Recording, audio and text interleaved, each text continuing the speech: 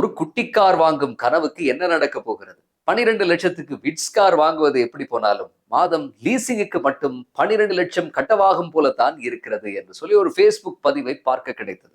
இன்னும் ஒரு பதிவு, பருப்பு முக்கியமா வாகனம் முக்கியமா என்று பதிவாகி இருந்தது. சரி, நாமும் கேட்டு பார்க்கலாம். பருப்பு முக்கியமா, விட்ஸ் கார் முக்கியமா, அல்லது பருப்பை சாப்பிட்டு விட்டு விட்ஸ் காரில் ஏறி போக இரண்டும் முக்கியமா என்று உங்களுக்கு இப்போது புரிந்திருக்கும். நாம் இன்று முதலாவது பேச போகிற விஷயம், வாகன இறக்குமதிக்கு இப்போது புதிதாக விதிக்கப்பட்டிருக்கக்கூடிய அதிக வரி சம்பந்தமானது. அடுத்த விஷயம், நமக்கும் புரியாத, உங்களுக்கும் புரியாத, இந்த அரசும் திணறி போய் இருக்கக்கூடிய ஒரு விஷயம். அதாவது திடீர் என்று சொல்லி இழக்கப்படும் அரசு நிறுவனங்களின் பெரும் தொகை பணம் பற்றியது.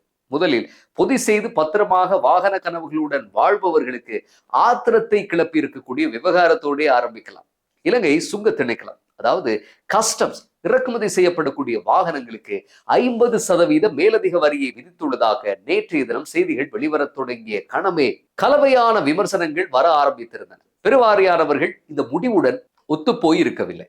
சமூக ஊடகங்களில் பலர் சொல்வதை பார்க்கும்போது அவர்கள் மில்லியன் கணக்கான ரூபாய்களை அடுக்கி வைத்துக் கொண்டு வாகனம் வாங்க தயாராக இருந்த போது அரசு மண்ணள்ளி போட்டு விட்டது என்ற கோணத்தில் இருந்தது. இதை பார்க்கும்போது உலகத்திலேயே வாகனங்களுக்கு அதிக வரி அறவிடும் நாடுகளில் முதல் 3க்குள் இருக்கும் நம் நாட்டில் வாகனங்களுக்கு இந்த அளவுக்கு மவுசு இருக்கிறதா, மக்களுக்கு இத்தனை ஆர்வம் இருக்கிறதா என்றால் மக்களிடையே இப்படி ஒரு பணப்புழக்கம் வந்தது என்று அதிசயமாக இருந்தது.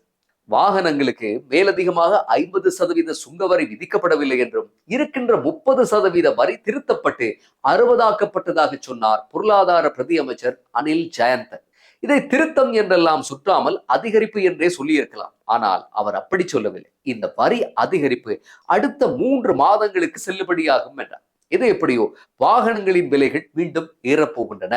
இது மோட்டார் சைக்கிள்களின் இறக்குமதியில் பாதிப்பை ஏற்படுத்தாது என்று சொல்லப்பட்டிருப்பதை இங்கே குறிப்பிட வேண்டும். ஒரு சாமானியனுக்கு கார் ஒன்றை வாங்குவது கனவாக இருக்கின்ற நிலையில் அரசு ஏன் அந்த கனவை காண்பதற்கான நிம்மதியான உறக்கத்தையும் தடை செய்து கொண்டிருக்கிறது என்ற விமர்சனம் முன்வைக்கப்படுகிறது. உண்மைதான். ஆனால் பலதரப்பட்ட பொருளாதார வல்லுநர்கள் இந்த முடிவை வரவேற்று இது இந்த நேரத்தில் எடுக்கப்பட வேண்டிய மிக சமயோசிதமான ஒரு முடிவு என்று பூச்செண்டு தூவியிருக்கிறார்கள். காரணம் இலகுவானது. மத்திய கிழக்கு யுத்தம் காரணமாக ஏற்பட்டிருக்கக்கூடிய அந்நிய செலாவணி தட்டுப்பாடு. புரியும்படி சொன்னால், கடந்த பிப்ரவரி வரை உலகம் அதன் பாட்டுக்கு அமைதியாக இருந்தது. ஆனால் இப்போது அமெரிக்காவும் இஸ்ரேலும் சேர்ந்து ஈரானை தாக்கி மத்திய கிழக்கு யுத்தத்தை ஆரம்பித்து வைத்ததோ அன்றிலிருந்து எல்லாமே தலைகீழாக மாறிவிட்டது. எண்ணெய் பீப்பாய் ஒன்றினுடைய விலை ஒரே வாரத்தில் $100 தாண்டியது. வளர்ந்த நாடுகளே என்ன ஏது செய்வது என்று தெரியாமல் தலையை பீத்துக் கொண்டிருக்கும் போது, காற்றடித்தாலே பறக்கக்கூடிய பொருளாதார கட்டமைப்புடன் இறக்குமதிகளை அதிகம் நம்பி வாழும் போன்ற நாடுகளினுடைய நிலைமையை புதிதாக சொல்ல வேண்டுமா? விமான போக்குவரத்து சீர்குலைந்து போக இந்த யுத்தம் காரணமானது. அதுபோல துபாயையும் கட்டாரையும் டிரான்சிட்டாக பாவித்துத்தான் ஐரோப்பா நாடுகளில் இருந்து அதிகமான சுற்றுலா பயணிகள் எங்களுடைய நாட்டை வந்தடைவார்கள். ராக்கெட்டுகள் தலைக்கு மேலால் பறந்து கொண்டிருந்த நிலையில் அந்த பயணங்கள் எல்லாம் ரத்தாகின. இப்போது கூட அப்படித்தான்.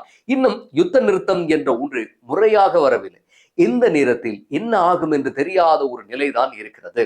சுற்றுலா பயணிகளினுடைய வரவு குறைந்திருக்கிறது. உங்களுக்கு தெரியும், இலங்கையின் மிக பெரும் வருவாய்களில் ஒன்று சுற்றுலாத்துறை வருமானம். மற்றது வெளிநாட்டில் இருக்கும் தொழிலாளர்கள் அனுப்பக்கூடிய பணம். இதெல்லாம் சடுதியாக குறைய ஆரம்பித்திருக்கின்றன. இதனால் எமது பிரதான வருமான மார்க்கங்கள் மீதான அடி குவிந்து கொண்டிருந்த அந்நிய செலாவணியில் தாக்கத்தை ஏற்படுத்த தொடங்கி இருக்கிறது. அதேவேளை எண்ணெய் விலையும் எரிவாயு விலையும் ஏற தொடங்கி இருக்கிறது. பாருங்கள், நாம் சர்வதேச வர்த்தகத்தில் பணப்பரிமாற்றங்களுக்கு டாலரை தான் பயன்படுத்துகிறோம். இப்போது அந்நிய செலாவணி வருமானம், அதாவது டாலர் வருமானம் குறைந்து கொண்டு போகிறது.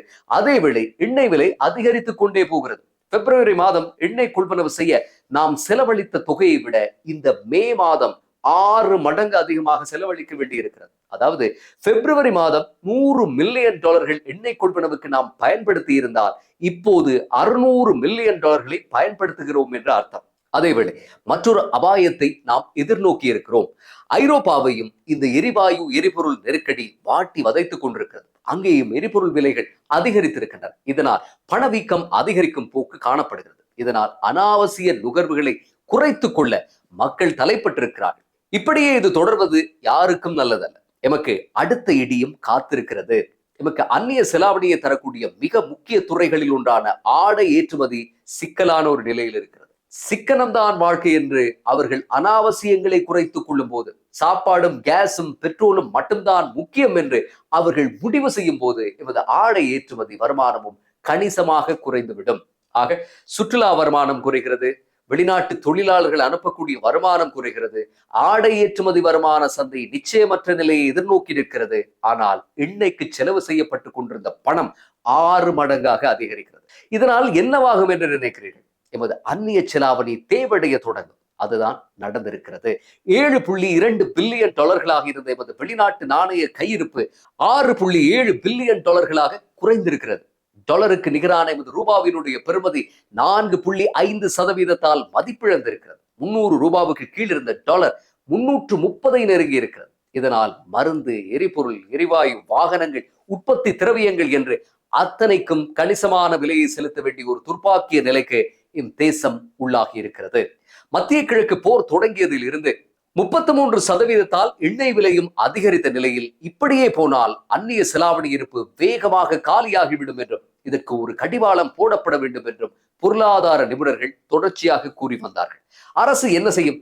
ரணில் விக்ரமசிங்க காலத்தில் செய்தது போல வாகன இறக்குமதியை மொத்தமாக நிறுத்தி, தொழிற்சாலைகளுக்கு தேவையான மூலப்பொருட்களை கொள்வனவு செய்வதை நிறுத்தி டாலரை சேமித்து விட்டோம் என்று காட்டுவதா, அல்லது இதையும் இழுத்து மூடாமல் சமாளிப்பதா என்று 2 தேர்வுகளே அரசுக்கு இருந்தன. அரசு இதில் 2வதையே தெரிவு செய்திருக்கிறது. 2025ஆம் ஆண்டு ஜனவரி மாதம் முதல் வாகன இறக்குமதிக்கு அனுமதி வழங்கப்பட்டது. 2021 முதல் 25 வரையான கடந்த 4 வருடங்களில் இலங்கையில் வாகன இறக்குமதியே இருக்கவில்லை. 2025ஆம் ஆண்டு $1 பில்லியன் அளவிலேயே வாகனங்கள் இறக்குமதி ஆகலாம் என்று எதிர்பார்த்தது அரசு. ஆனால் அதன் எண்ணத்துக்கு மாறாக $2 பில்லியன் அளவில் வாகனங்கள் இறக்குமதி ஆகியிருந்தன.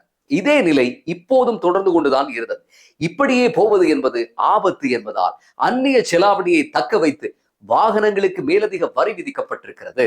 அந்நிய செலாவணியை சரியாக முகாமைத்துவம் செய்யாத கோட்டாபய அரசுக்கு நடந்தது என்னவென்று புதிதாக சொல்ல தேவையில்லை.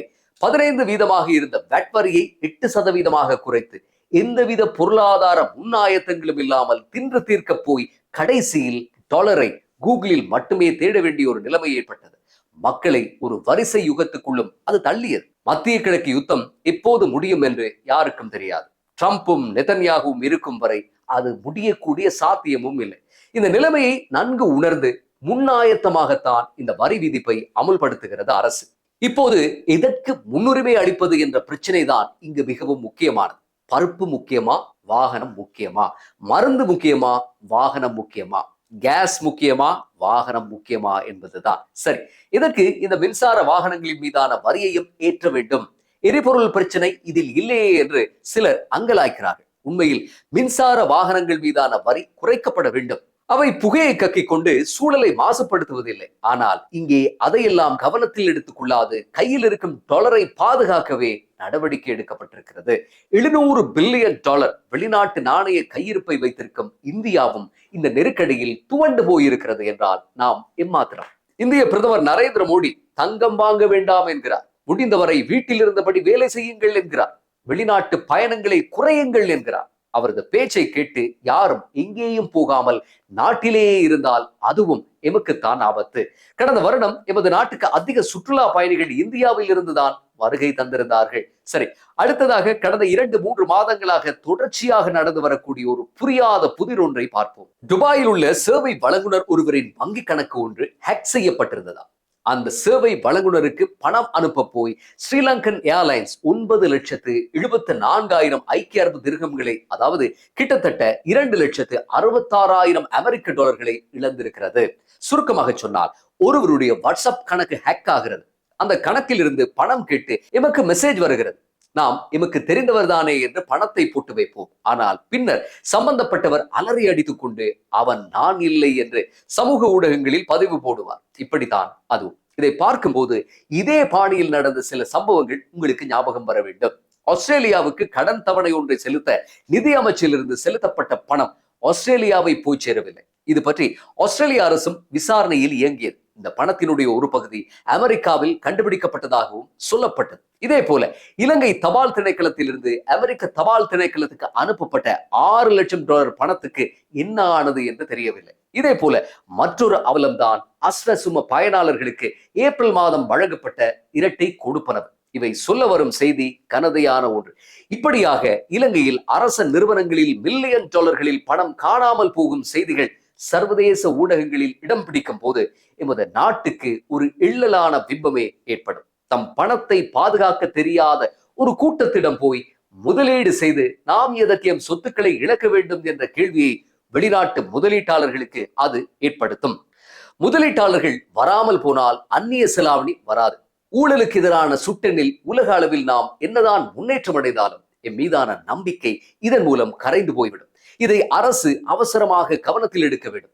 இப்படி கடந்த 2 மாதங்களாக நடக்கின்ற நிகழ்வுகளை எல்லாம் பார்க்கும்போது எதுவுமே தற்செயல் அல்ல என்ற ஒரு வலுவான சந்தேகம் ஏற்படுவதை யாராலும் தவிர்க்க முடியாது.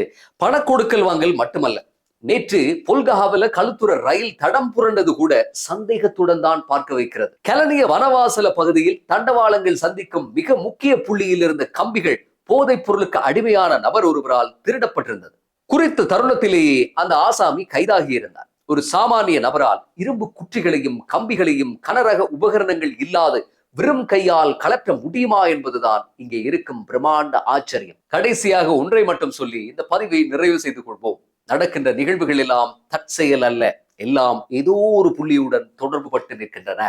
விழித்துக் கொள்ளாமல் போனால் அரசு நிர்வாகத்தை நடத்தி செல்வதற்கு பெரிய ஒரு சவாலை எதிர்நோக்கக்கூடும். விழித்துக் கொள்ளுமா அரசு? பொறுத்திருந்து பார்ப்போம். மீண்டும் அடுத்த பதிவில் சந்திப்போம். மறக்காமல் இந்த யூடியூப் சேனலை சப்ஸ்கிரைப் செய்து பெல் ஐக்கனையும் கிளிக் செய்யுங்கள். அடுத்து வரும் பதிவுகளுக்கான நோட்டிபிகேஷன் உங்களை வந்தடையும். எமது டிஸ்கிரிப்ஷனில் எமது வாட்ஸ்அப் சேனலுக்கான லிங்கும் உங்களுக்கு கிடைக்கும். நன்றி.